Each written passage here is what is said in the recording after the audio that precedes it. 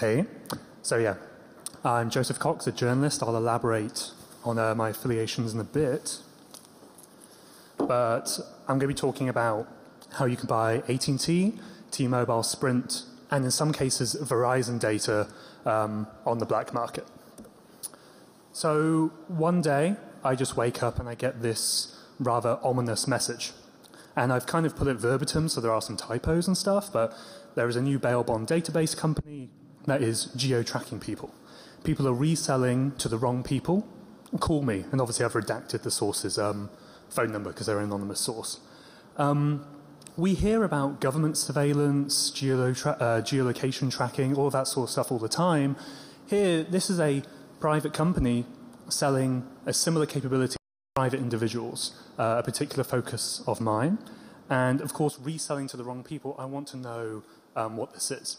This source says they're in or around the bounty hunting industry, and they're clearly quite familiar with how this technology works. So we start talking. They only really want to discuss it on the phone. They say many people's rights are being violated. As we strike up a conversation, he's using terms like phone ping, which some of you may know is sort of law enforcement or industry parlance for geolocating a phone. Source even offers, if you give me a phone number, he will be able to locate it. That is a pretty wild claim, and I was obviously very skeptical at first, but hell, why not? So I get a US phone number of someone that I know would give consent to be tracked with their permission, obviously.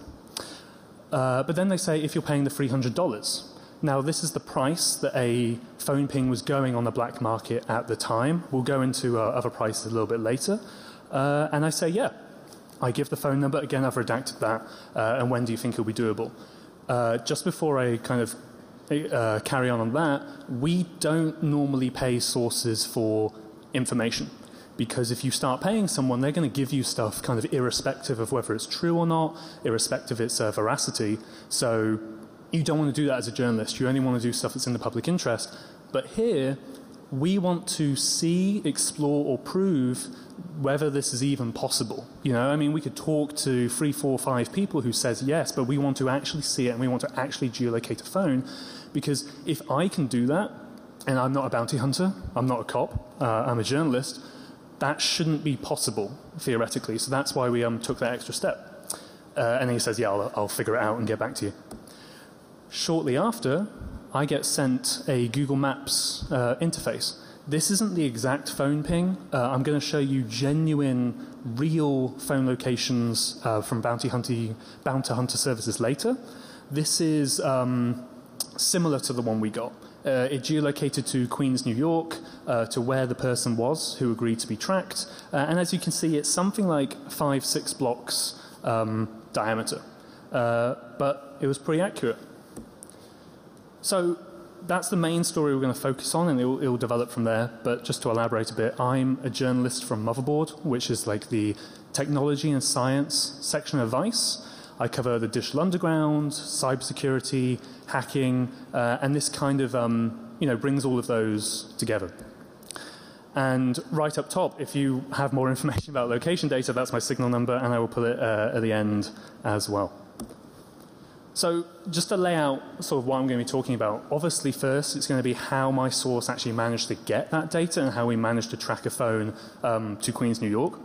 The supply chain of that location data is not as simple as me just going to T-Mobile, buying the data and then getting it there. There are various organizations, companies in sort of a trickle-down effect of how this industry actually works. And then I'm going to show that it wasn't just a one-off for us. Like, we didn't get lucky and like, oh, this is one instance of abuse. It is an endemic problem. And leaked documents that we got from one company specifically marketing to bounty hunters to geolocate phones kind of shows the wider breadth of this issue.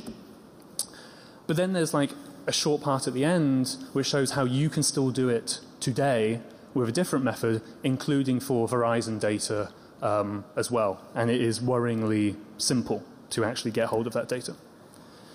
So what actually is the information that's being sold? I mean, as the vast majority of you will know, your cell phones are constantly phoning home to cell phone towers nearby, so T-Mobile or whoever can say, hey, this is where to route the text messages or where to route the phone calls. And the byproduct of that is, of course, the general physical location, depending on how close you are to the cell towers and that sort of thing. In the one we got, it was a few blocks.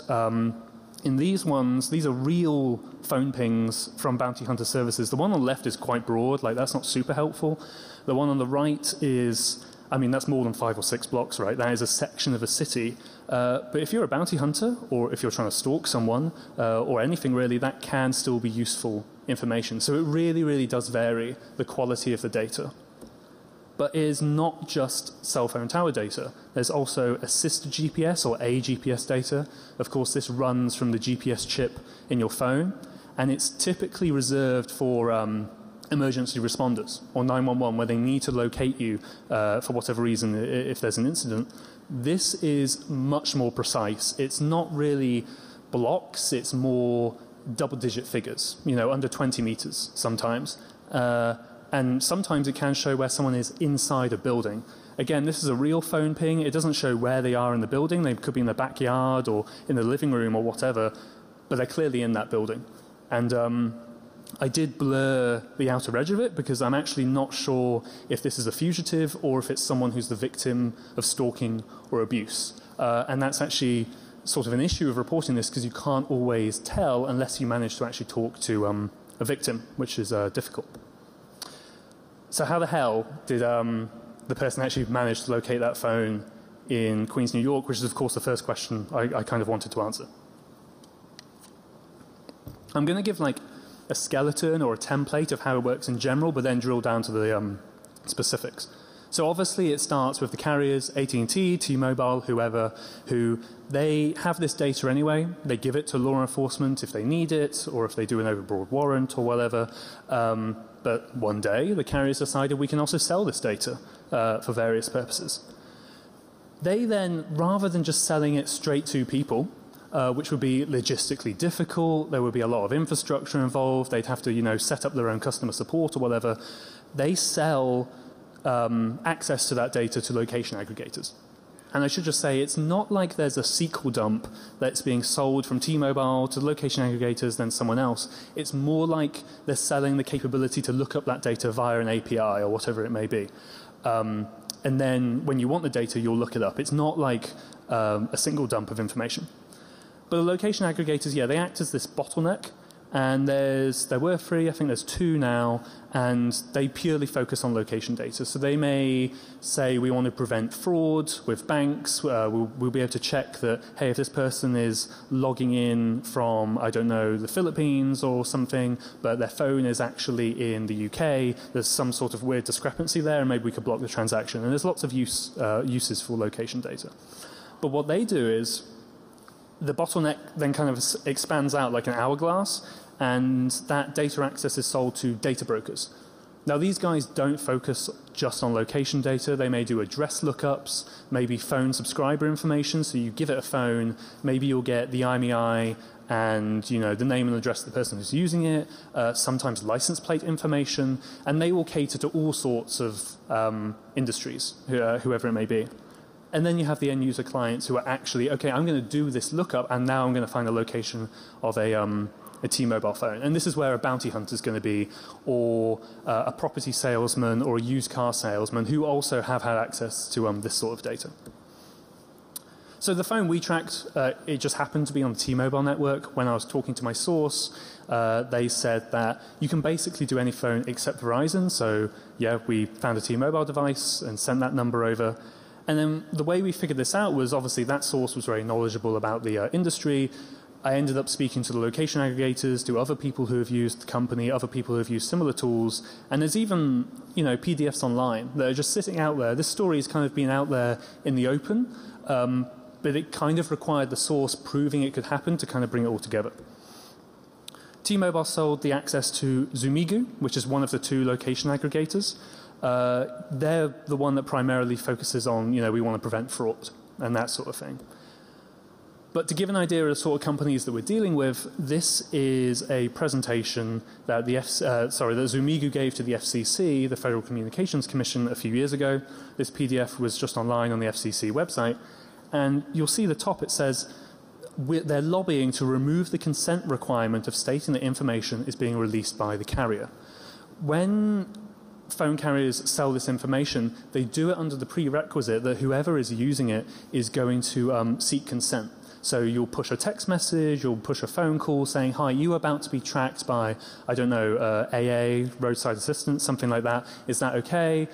You hopefully explicitly opt in, and then there you can get your location. Here, Zumigu is trying to get rid of that, so you'd have to opt out of having your location tracked at any time by any of the companies in the supply chain. They weren't successful in that, but it does give you an indication of what sort of companies we're dealing with here. Then under that, there's a data broker called Microbilt. And again, as I mentioned, the data brokers don't just sell location data. These were doing address lookups. They weren't doing license plate, I seem to remember, but all sorts of other useful information you might want if you're tracking someone. So after the source told me about Microbilt, I look around, I go on their website, I find this nice little PDF about a product called Mobile Device Verify. Which sounds more innocuous than it actually is, because then when you drill down, it's like the geolocation lat-long coordinates of the phone, the estimated location accuracy, the proximity of the location to another one. That would be comparing it to an address, something like that. And then I did something else that we don't normally do. As well as paying the source to locate the phone, I also made, to be honest, a very crap undercover identity, pretending to be a bounty hunter, just made a new email address and contacted Microbilt saying, hi, I'm interested in your mobile tracking product, and I explicitly said I'm a bail bondsman and I want it for this purpose. They handily replied with a nice little price list, and here you can see there's the location verification, which just be you pay $4.95 if you're looking between 1 and 250 phones. I think that's per lookup, but I'd have to double check. But then underneath, there's the monitoring per device service. So Microbilt doesn't just do individual pings, but you could pay to track a phone hourly, daily, weekly, and potentially more granular than that if you just pay a little bit more money. I can't think of many legitimate uses of a private company selling to private individuals a constant monitoring service. The individual ping is almost defensible. I don't quite see the legitimate use case for a monitoring per device. And as you say, it's like $12.95 there. So it's exceedingly cheap to buy this data from these companies. And it's not just bounty hunters. So, as I said, Microbilt caters to all these different industries, but specifically with the mobile tracking product, they're doing motor vehicle sales, which will be used car salesmen, car dealerships, that sort of thing. Maybe if they're doing a background check on someone who's buying a very expensive car, or I think a definite use case is if someone is behind on their payments and maybe you need to repossess the vehicle, well, we'll track their phone and then we'll find out where they are, and then we will get a repo man to go get the car from them.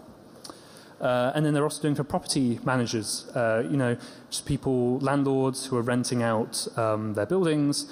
I'm not entirely sure on how that data is actually used by them, but Microbilt were explicitly advertising to that market, and it was explicitly the phone tracking product as well as the other ones as well. And then you get to the bottom of the chain. And allegedly, the end user was Bail Integrity Solutions. I say allegedly because I don't know. They weren't my source. It's only after our reporting, Microbilt did an internal investigation, and they found that the phone lookup was allegedly from Bail Integrity Solutions. There's an ongoing lawsuit there. You can go look at the public court documents, and that's who they name as the sort of bail bondsman or bounty hunter firm that was getting access to this data. Now, I'm not in that supply chain, and neither is my source, obviously. So this is where sort of the legitimate trade, quote-unquote legitimate trade, ends and the black market begins. Bail Integrity Solutions then gave that phone ping, the Google Maps interface, to my source, who gave it to me. Or another way to put it is that I, Motherboard, gave the phone number to my source, who gave the phone number to Bail Integrity Solutions, who then triggered a lookup via the microbuilt API, which goes up through Zumigu to T-Mobile, grabs the current location, brings it back down, and then it gets sent to me. And just to stress, obviously I said this higher up, but I should not have been able to get this data. As sketchy as bounty hunters getting it, it's even worse if I, a completely unauthorized party, was able to buy and obtain and use this data on the black market. So that was the one case, but as I said, it is not an isolated incident. So there's a website online, circare1.com, I think. You can go look it up now. It is still there. When you visit, it looks like a normal placeholder. Thank you for visiting our site. It's under construction. Okay, there's nothing really to look at here. But you go to a specific section of the site and there's a login portal. That red bit is just my IP address that I redacted for just making these screenshots.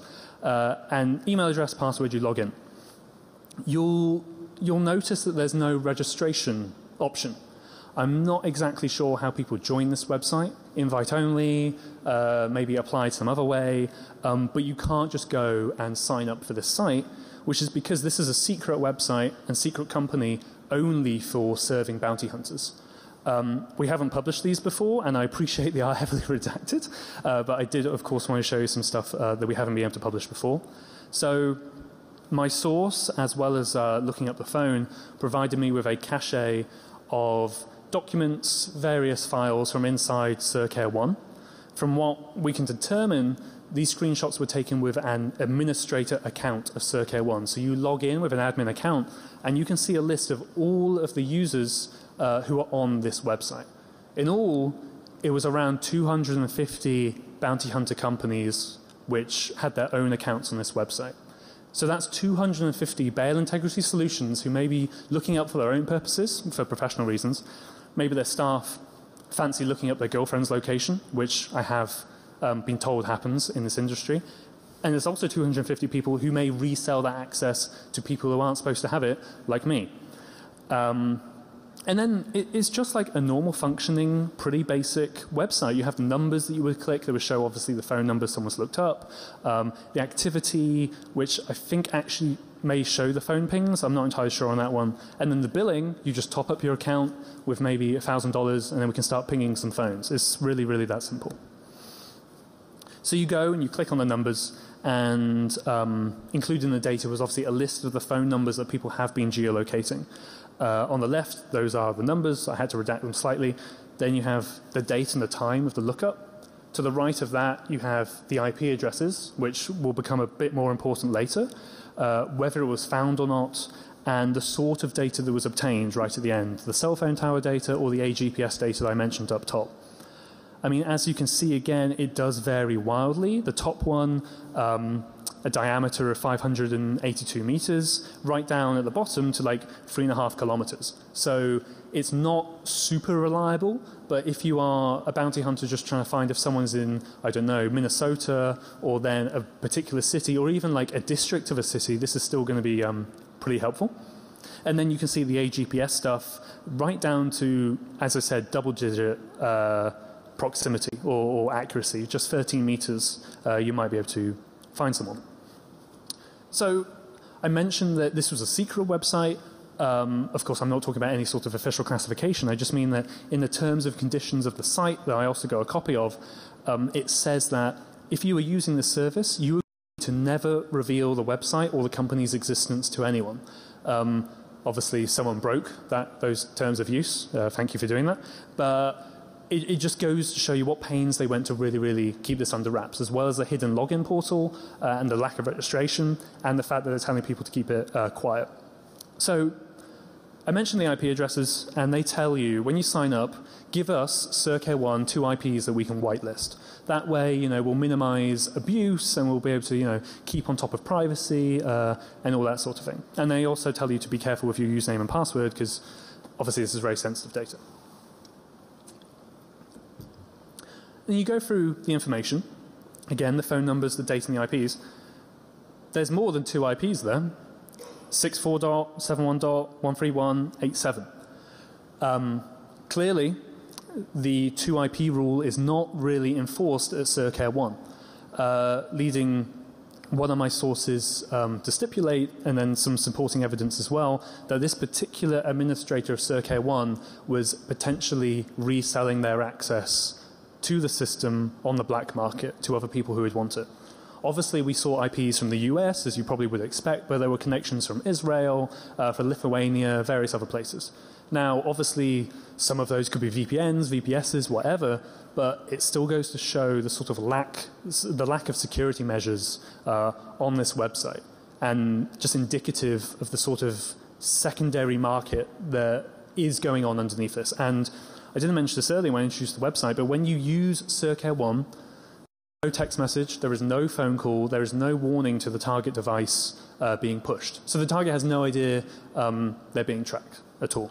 And that was according to two sources familiar with how the system worked and who had used it.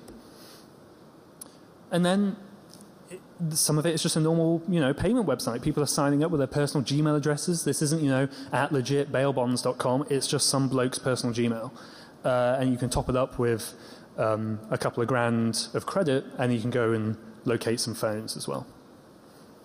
So we've never shown this before. This is a nearly full screenshot of the Circuit 1 system in action. This is what you will see when you will log in. You will look up a phone number, and then this is what it will present you. So obviously, there would be the phone number, the address of what the ping is, the lat long, the type of data, in this case a GPS, the time, and then the very nice paper ping balance at the bottom for $226 left.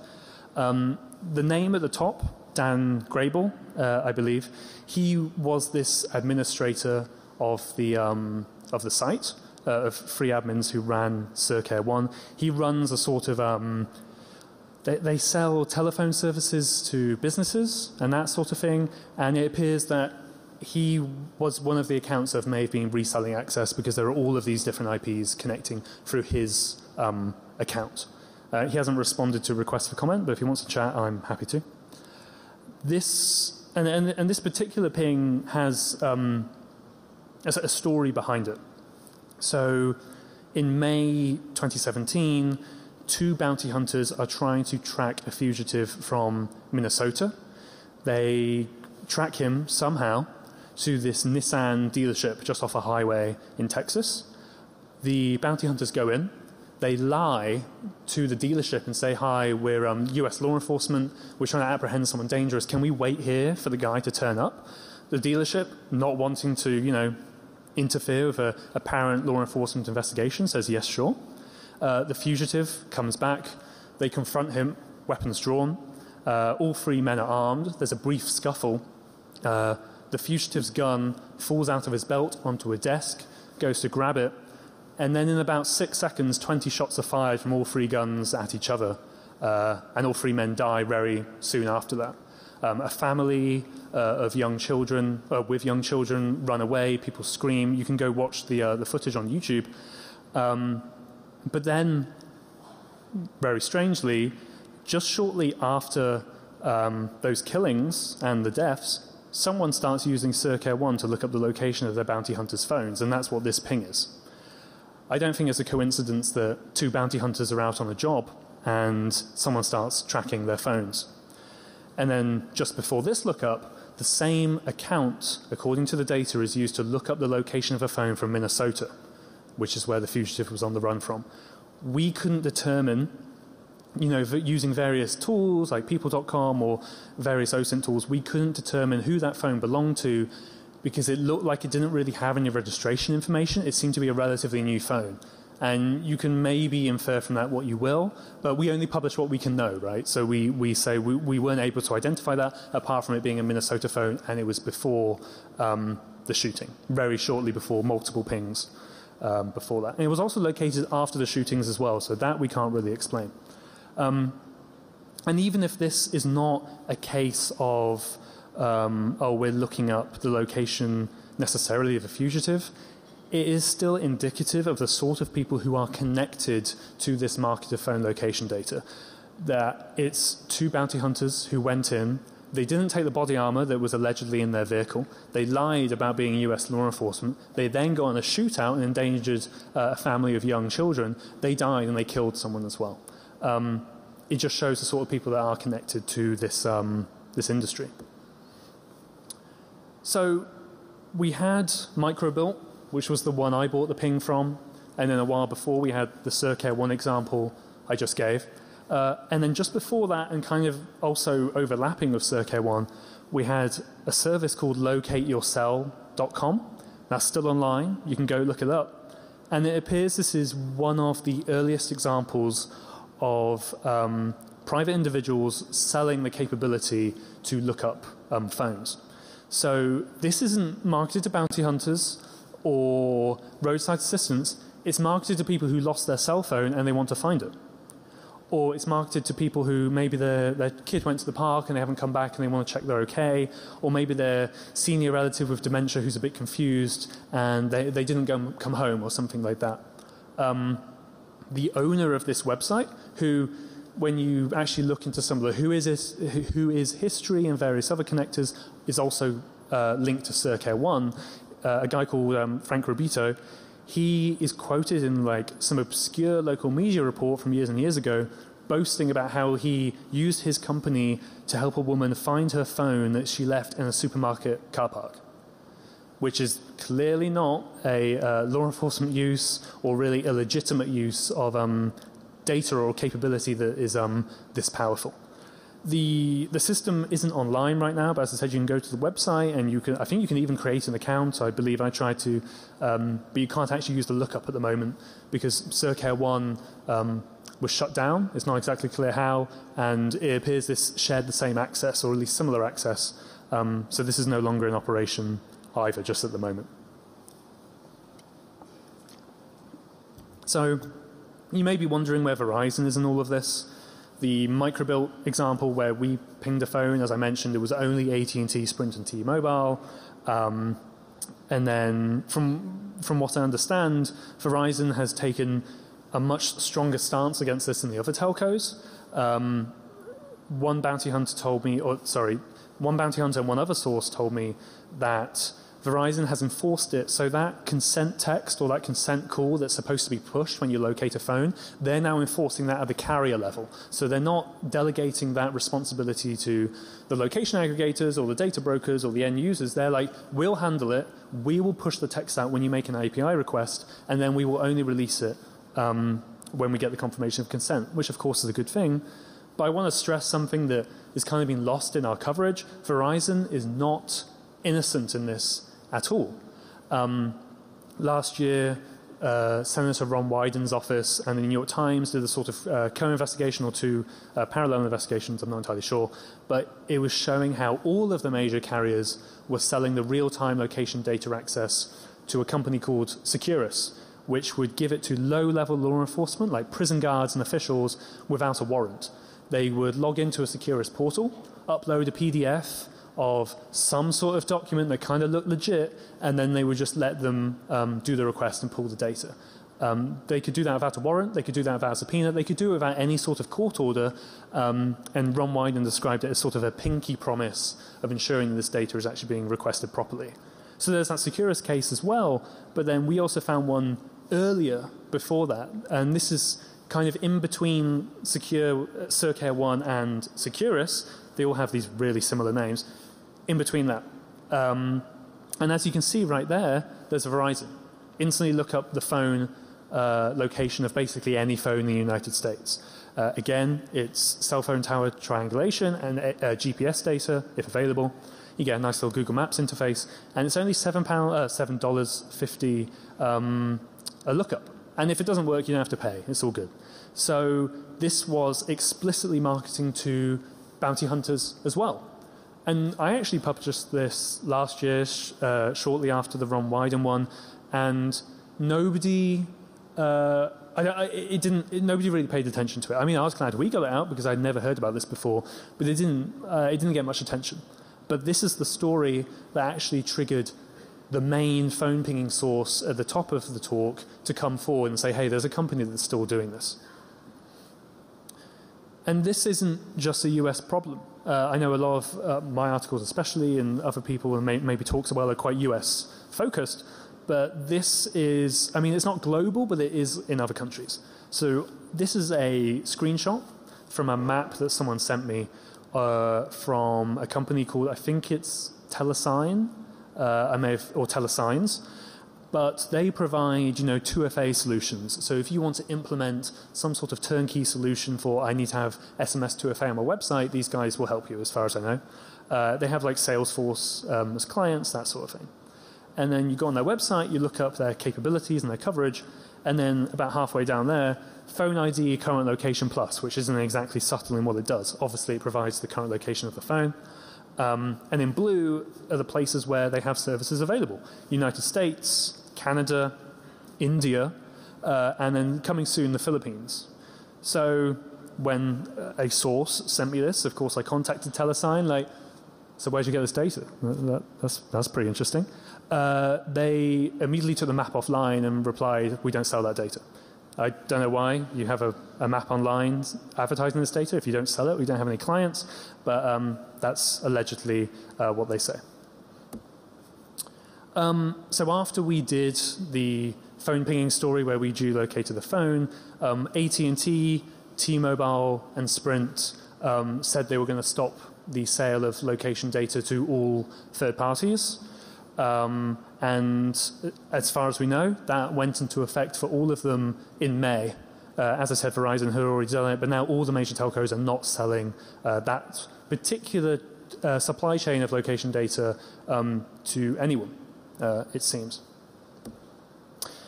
But obviously, that is not the end. As I said, there is another section on how this data can still be obtained today. So let's say you're an attacker and you want to get hold of some real-time location data from a telco. All you really need to do is pose as law enforcement. You phone up the carrier, you send them an email, and you get the location data. Obviously, this is a massive oversimplification. So to give a more concrete example, there was a case a few years ago, a guy called John Edens. He is a debt collector. When someone's behind their payments on their cars, he's tasked by an insurance company or a dealership or whatever, so can you please go find the person so we can repossess this vehicle. He has a history of domestic violence and stalking, beating his wife, various other charges and prosecutions. He had a habit of posing as US Marshals.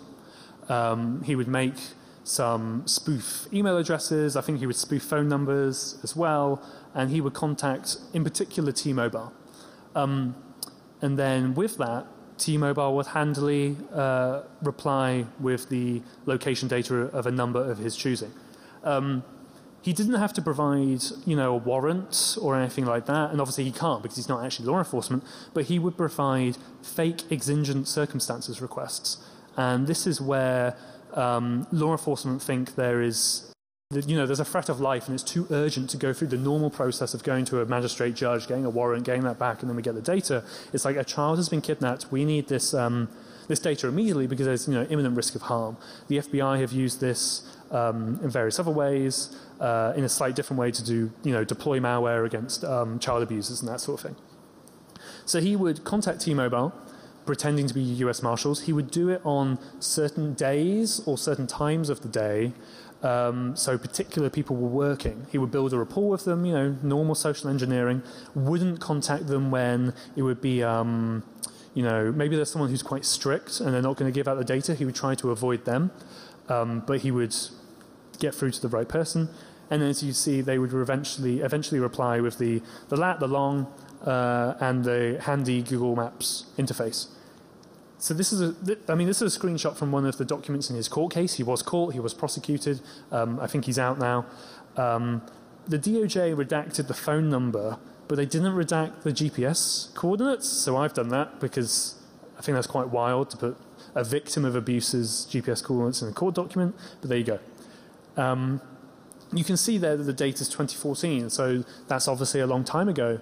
But someone else was indicted either 2 or 3 months ago for doing the same to Verizon, to doing it to AT&T and T-Mobile, I think, and potentially Sprint as well, but basically a selection of the large telcos, including Verizon as far as I know.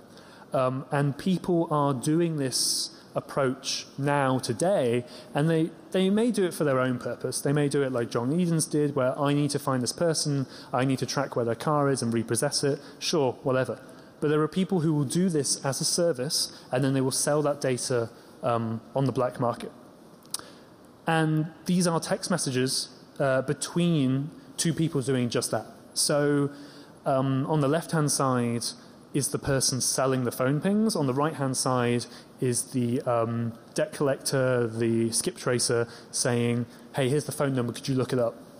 And I think this is on Telegram, and you can just see how casual it is. It's, hey, here's the phone numbers for right now, here's another phone number. They reply with the lat long and the diameter of the lookup, and then thank you, smiley face. They may do another one, but allegedly the phone's turned off, so maybe they don't get a reading. And then you also see on the second screenshot on the right-hand side, on the second message down, it says for 11 p.m. PST. Obviously, if you're a bounty hunter, you don't necessarily want to have a lookup straight away. If someone's in bed, say at 5 a.m., that's going to be a pretty good time to get their real-time location data, because then, of course, you can go maybe kick down their door or apprehend them when they're least suspecting it. From what I understand, this person was selling legitimate, real, genuine phone pings through that scamming system I outlined, reselling them. But then when they lost their capability somehow, I don't know if the telcos caught on, or maybe there was a new staff member at the telcos, something like that. They weren't able to do that any longer, so they started scamming people and saying that they would take numbers, they would allegedly do lookups, and then just send some coordinates and still take, I don't know, $300, $500. And this has caused a lot of issues in the bounty hunting industry with people scamming each other. And after our coverage, where the telcos stopped selling it, we've seen a spike of scams where people will do, quite good looking, here's an order form, a PDF, we're IT consultants, and we will do a lookup for you in India, in the US as well, but they are scammers. It's similar to how, there's almost the unicorn of criminal for a service SS7 access, which does happen, but when someone says or someone reports, here's a Tor hidden service, you give them $500 and you get SS7 lookup, it's probably going to be a fake, right? And that seems to be the case here. But among the fakes, there are people who are still genuinely doing this. And if you have the right contact, you could do whatever you want with that data. You can stalk someone. You can trace your boyfriend, your girlfriend, whoever. The person, one of the clients for Securus was doing it to look up the position of a judge. I know people who have allegedly done it to their ex-wives. And again, John Edens had a history of domestic violence. And when he would track someone, he would turn up at their house, be very violent, be very intimidating, and just the risk of abuse here is so great. So that's everything I wanted to present. Again, if you know anything about location data, who's buying it, who's selling it, any sort of capability there. Of course, it's not just phone carriers, it's apps as well. If anyone can buy that data, that's my Signal, my Wickr, my Jabber, my email. And I think I actually rushed through that. So if anyone has any questions, I'm happy to ask. If not, if you don't want to talk to an investigative journalist in front of a crowd of a load of hackers, you can send me a Signal message and we can meet later. And thank you so much. I appreciate it.